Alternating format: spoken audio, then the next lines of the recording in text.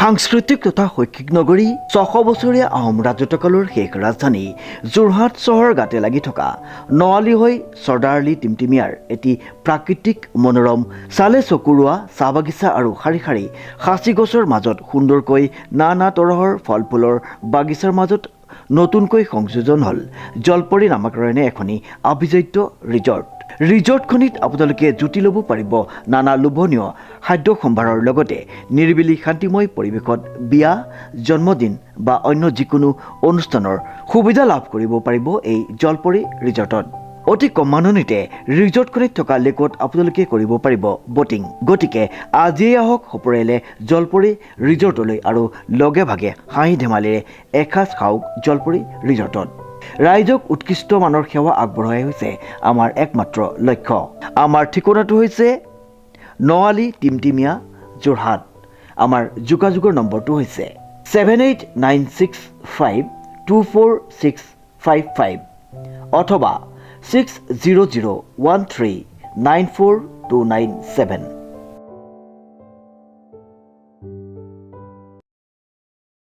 ডিগবৈ সমষ্টিত ৮টা আঁচনিৰ শুভ উদ্বোধন আধাৰশিলা স্থাপন কৰে বিধায়ক সুৰেন ফুকনে।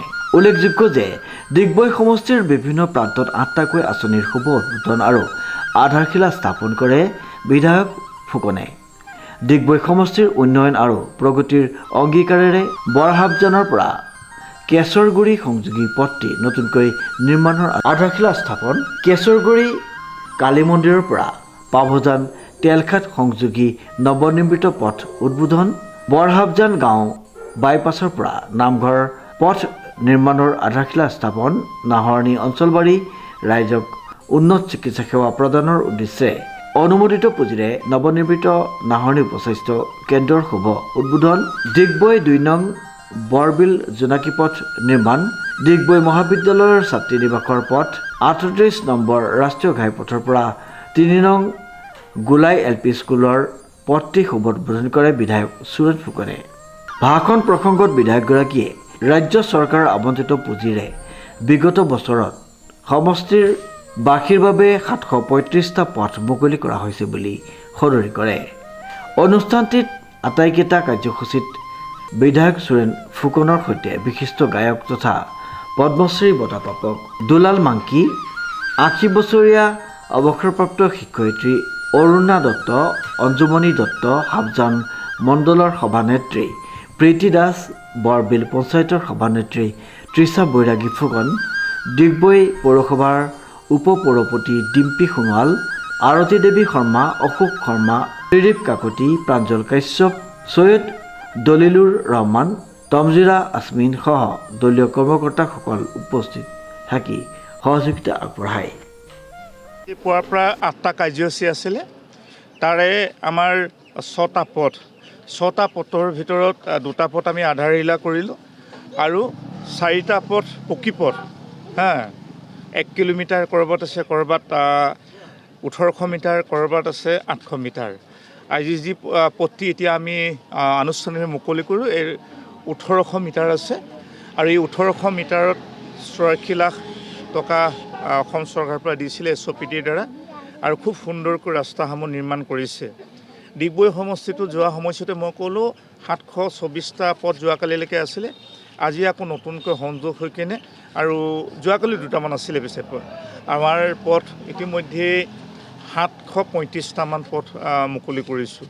গতিকে ডিগবৈ সমষ্টিটোত যোৱা 9 বছৰত গ্ৰাম্য অঞ্চল, চাহ বাগিচা অঞ্চল, চহৰ নগৰ অঞ্চলত আমি আন্তৰিকতাই চৰকাৰৰ লগত সহযোগিতা আগবঢ়াই, ৰাইজৰ লগত সহযোগিতা আগবঢ়াই কিনে ৰাইজে কোৱা ধৰণেই আমি সমস্যাসমূহ সমাধান কৰিবলৈ চাইছোঁ আৰু ভাল লাগিছে। ৰাইজ গোটেই সমবেত হৈছে। আজি বাগানতো আমি নাজেটিং বাগানত তাতো 1.5 কিলোমিটাৰ পথ এতিয়া আমি মুকলি কৰিলোঁ আৰু চাহ শ্ৰমিকসকলে যথেষ্ট সুখী, যিহেতু চাহ বাগিচা অঞ্চলৰ কাৰণে মাননীয় মুখ্যমন্ত্ৰী ডাঙৰীয়াই ইতিমধ্যে পকীপথ নিৰ্মাণ কৰিছে।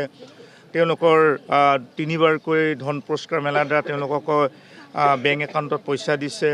আকৌ নতুনকৈ এবাৰ বাজেটত 5,000কৈ প্ৰতিগৰাকী বেংক একাউণ্টত তেওঁলোকৰ যিখিনি শ্ৰমিকে কাম কৰে তেওঁলোকক দিয়াৰ ব্যৱস্থা কৰিছে।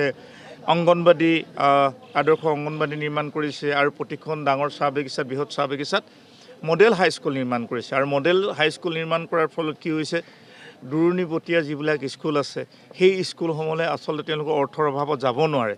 তেওঁলোকে একেবাৰে কাষতে লাইনৰ কাষতে এই হাইস্কুলখন পোৱাত তেওঁলোকে অতিশয় আনন্দিত হৈছে।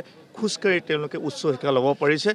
এইটো এটা ডাঙৰ মানে এটা এচিভমেণ্ট বুলি ক'ব পাৰি। গতিকে তাৰ কাৰণে মুখ্যমন্ত্ৰী ডাঙৰীয়াক আৰু চৰকাৰখনক যথেষ্ট আমি ধন্যবাদ দিছোঁ।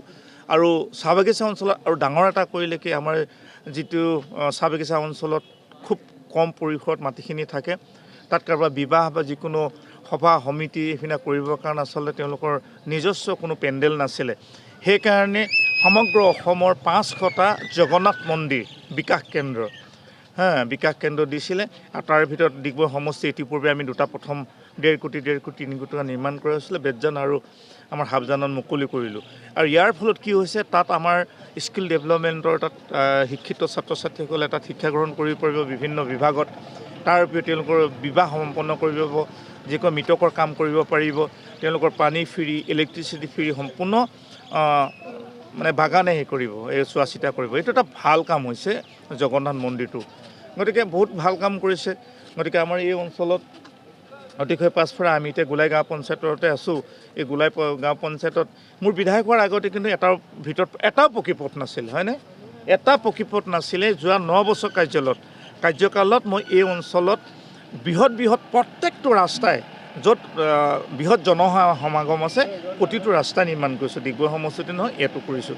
গতিকে এই ক্ষেত্ৰত বিশেষকৈ মাননীয় মুখ্যমন্ত্ৰী ডক্টৰ হিমন্ত বিশ্ব শৰ্মা ডাঙৰীয়াক আমি ধন্যবাদ দিছোঁ, চৰকাৰক ধন্যবাদ দিছোঁ।